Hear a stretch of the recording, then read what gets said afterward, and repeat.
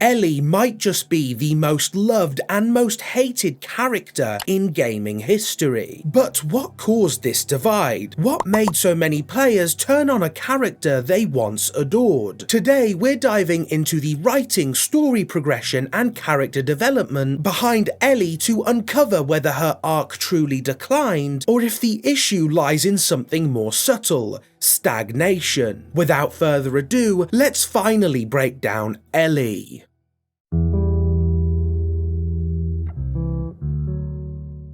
In The Last of Us Part 1, Ellie is a mistreated and dehumanized 14-year-old girl. After being infected, it's discovered that she possesses a rare immunity to the cordyceps virus that decimated humanity. Because of this, she's no longer seen as a person. She's cargo, a living specimen to be delivered to the Fireflies for study. Meanwhile, Joel Miller, a hardened survivor who lost his daughter at the start of the outbreak, is doing whatever it takes to get by. Emotionally numb and cold, Joel is eventually tasked with transporting Ellie to the Fireflies. But as anyone familiar with the story knows, things don't go according to plan. Over time, Joel begins to see Ellie not as cargo, but as something far more precious: a second chance. He's one of the first to truly see her as a human being. Their growing bond is nothing short of a masterpiece. As they fight to survive, their relationship evolves into a profoundly moving father-daughter dynamic. Ellie proves she's far more than a scared young girl. She's a resilient, capable survivor, even stepping up to lead when the moment demands it. And Joel, beneath all the grief and hardened exterior, reveals the heart of a father who never truly stopped mourning the daughter he lost. It's this bond that makes the first game so compelling, and ultimately, it's this same bond that breaks the series. I believe most players would agree. Without either Ellie or Joel, the story would fall apart. No other characters come close to matching their emotional weight. This undeniable truth carries us to the unforgettable ending of Part 1, where Joel slaughters the Fireflies to save the girl who's become a daughter to him, effectively dooming humanity's chance at a cure. It's a controversial choice, but one that I and many others believe was the right one. Naturally, this should have led to a second game that further explored and deepened their relationship, right? What The Last of Us Part 2 chose to do was unexpected, to say the least. The final decision of Part 1 became the entire emotional core of the sequel. Ellie, filled with resentment, vilifies Joel for taking away her agency, berating him for the choice he made. That simmering tension sets the stage for Abby, the daughter of the Firefly surgeon Joel killed, to return and brutally murder him in front of Ellie within the first 2 hours of the game. On paper, it's powerful. That deep bond being severed during a period of emotional distance offers a poignant commentary on how death can come before closure, how we don't always get a chance to make things right. But in execution, Ellie's character falls flat. Many players saw her as ungrateful, even alienating, and without Joel, she has no one to emotionally bounce off in the same way. Her personality shifts dramatically darker, colder, and almost unrecognizable from the Ellie we once knew. That's not to say Part 2 was a bad game. I'm generally neutral on it, and sometimes even enjoyed it. But one thing that's hard to deny is how aimless Ellie's character felt, as if the writers weren't quite sure what to do with her. So the question becomes, how does Part 2 handle this new version of Ellie? Tragically, in a story driven by urgency and emotion, her character only worsens.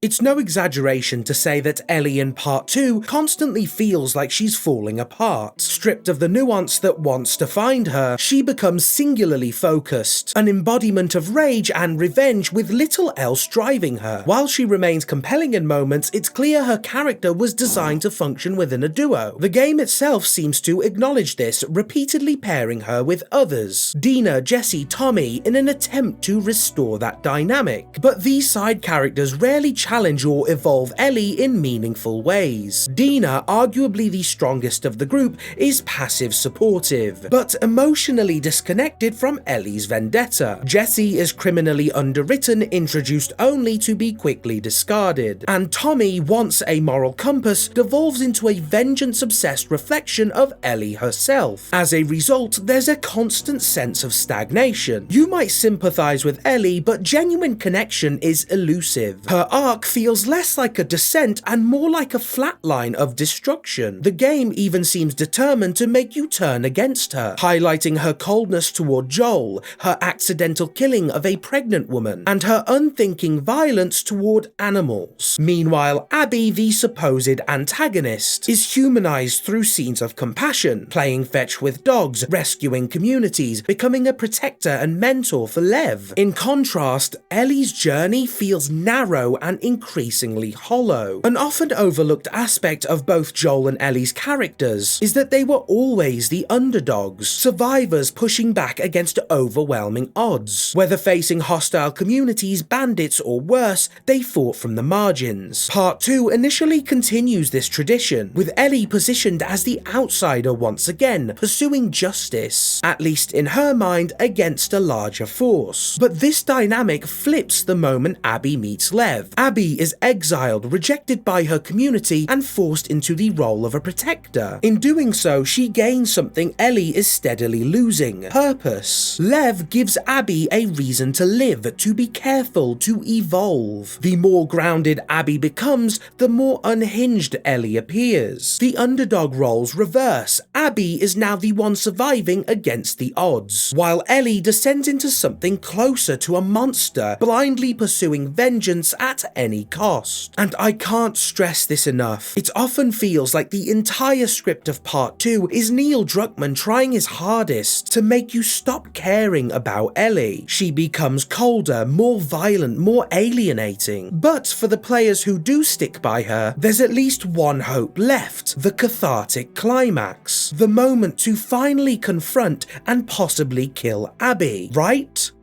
Wrong. After all the loss, bloodshed, and trauma, the story pivots. Now it's about forgiveness, about breaking the cycle. Ellie lets Abby go, and for anyone still rooting for Ellie at this point, it's not just a letdown, it's the final nail in the coffin. The one remaining tether to Ellie's arc, that singular goal, is denied. Meanwhile, those who were reluctantly pushed towards empathizing with Abby are handed a quiet, redemptive victory. Here's a final question I want you to think about. What is left to like about Ellie after Part 2? She mistreats Joel and pushes him away, treating him more like a burden than a father figure. Her singular goal is painted as childish and obsessive. She's forced to kill innocent people and animals. She destroys her relationship with Dina, and by the end, she's threatening to kill a child. That's not character development. It's character assassination. What makes it worse is that it's presented as a moral lesson. We're told Ellie's final choice to spare Abby is some kind of spiritual breakthrough, a sign she's grown. But unless a Part 3 ever happens to explore that growth, and all signs point to it not, we're left with this version of Ellie. And honestly, she sucks. To be clear, I don't hate Ellie. I was one of the people who rooted for her until the very end. But when the writers refuse to throw the audience even a single bone, you're left sitting in silence during the credits thinking, so we're the villains.